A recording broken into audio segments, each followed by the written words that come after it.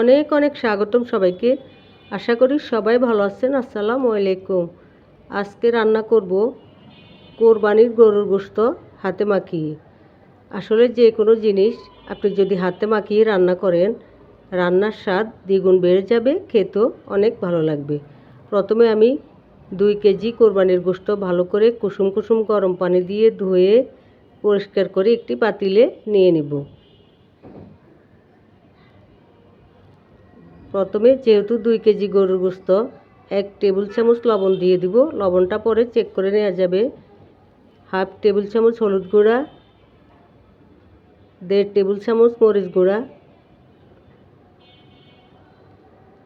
2.5 table চামচ জিরা ধনিয়ার গুঁড়া দিয়ে দিব।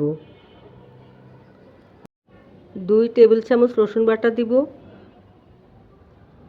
1.5 টেবিল চামচ আদা বাটা দিয়ে দিব।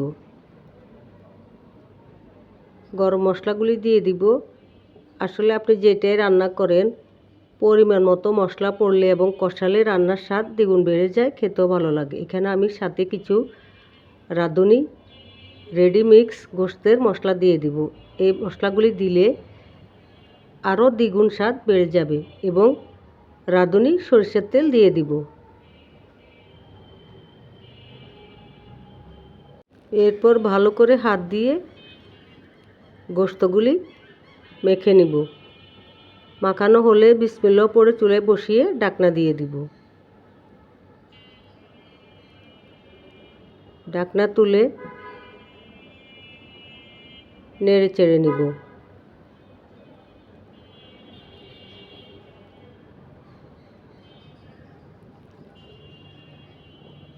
কষানো হওয়া পর্যন্ত আবারও ঢাকনা দিয়ে দিব। এখানে আমি 2 বার কষিয়ে নিয়েছি।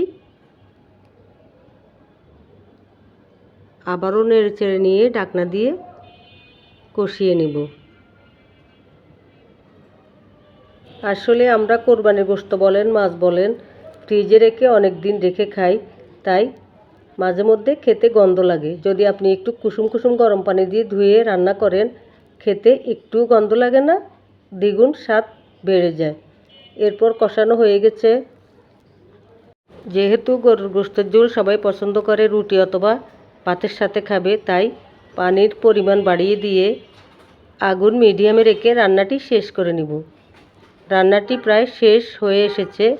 যদি আমার হাতে মাখানো কোরবানির গোশত ভালো লেগে থাকে, আশা করি সবাই লাইক, কমেন্ট এবং সাবস্ক্রাইব করে পাশে থাকবেন।